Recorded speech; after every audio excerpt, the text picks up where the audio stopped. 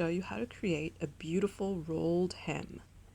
The rolled hem is good for using silk or chiffon or a lightweight, slippery fabric or a delicate fabric like handkerchief linen or something that is thin and you want a very narrow hem.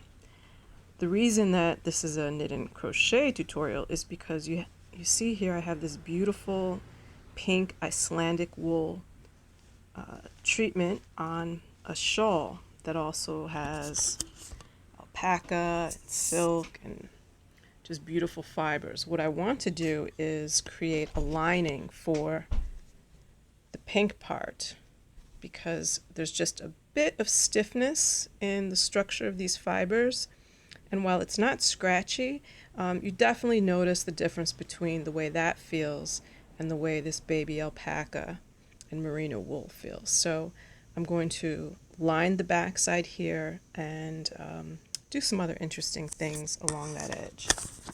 So let me just position my camera. What I've done is laid out my shawl. I folded it in half. It's a triangular shawl, and place it on top of brown butcher paper. The type of stuff, if you order from Amazon, they usually pack things with this nice brown paper you can recycle and use it to make patterns with. I flattened that out, laid the shawl on top, traced it, and cut it out. And then I had a pattern for the edge of my shawl, which I pinned to the silk that I had pre-washed and ironed. And then I cut it out. Cut out the silk straight through to the paper. And that left me with a nice long piece of silk that I've done some other things to it, but let's get to this rolled hem, why we're using the rolled hem and how it's done. So once you have your silk to the size that you want, you iron with a hot iron the very edge of the silk as close as you can get to the silk. You see that little bit of a crease in here? That was done with the iron so that it gives you a guide to help pre-roll the fabric over as you sew. You'll use some plain cotton thread. Save your silk thread, 100% silk thread, for decorative purposes. The rolled hem is going to get some pulling and tearing, or tugging rather. So I'm using a cotton thread. It's stronger, and a nice sharp needle. If you ever have one of those little tomato pin cushions, this little part filled with sand is meant to sharpen the tip of your needle. That's what that's for. So, to create the rolled hem, if you're starting at the beginning and you have a knot in the end of your thread, it's a single piece of thread, I'm not doubling it, you'd bring that knot on the crease and pull up the thread so that it's at the top here. Then you just take a few threads from beneath where you have the original place where the needle came out, and then diagonally you take that needle back up towards the creased area.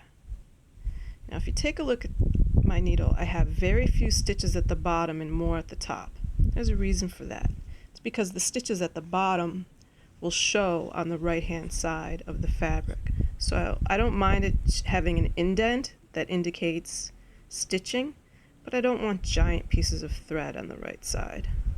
So I try and just pick up a few using my crease for help. Whoops. Pull that back in. Using the crease for help, I take up some material from the top. Gently pull it through. I'm not pulling tightly yet. Windows open in Jersey City and a truck is passing. Take up just a few threads, and it's underneath where you came out on the top or slightly over to the left. That'll give us nice stitching, even stitching with stitches close together. I'm just going to do one more, couple of threads, a little bit more at the top is okay. And now, when I pull this, my stitching is tucked to the inside, the silk rolls over nicely, and I have this pretty edge.